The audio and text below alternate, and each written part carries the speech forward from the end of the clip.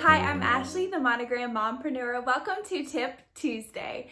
So today I wanted to talk to you about some upcoming holidays. I know a lot of us pigeonhole like October, November, December as our main money-making months, especially if we sell gifts. But I wanted to encourage you that this is an incredible time to be selling gifts. Okay, so let's talk about the upcoming holidays we have. May the 3rd is Teacher Appreciation Day. May the 8th is Mother's Day. And then we have Nurses Day on May the 12th. We also are coming up on graduation season, end of the school year, as well as, even bridal, bachelorette time are big this time of year. So I want you to reframe your brain a little bit, because this can be a huge selling season for you. And if you have items that you sell that maybe you could package together into a nice box or a gift set, and make sure you use the keyword Mother's Day gift or teacher gift or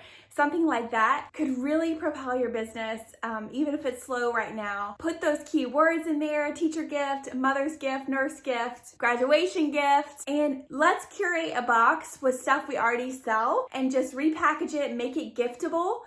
You could even put like a special gift note or that sort of thing, customize your packaging, make it look real beautiful, and help your sales going into the summer season. So I wanted to encourage you to keep those holidays in mind. So look around your shop, look at your listing, see if you can take some new pictures, package things together.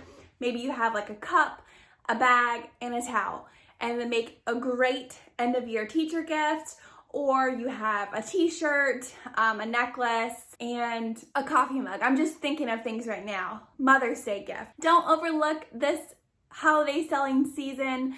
A lot of people are looking for wonderful gifts for their favorite teacher, their nurses, or their moms. So make sure you have something for your customers to buy. All right, that is it for Tip Tuesday.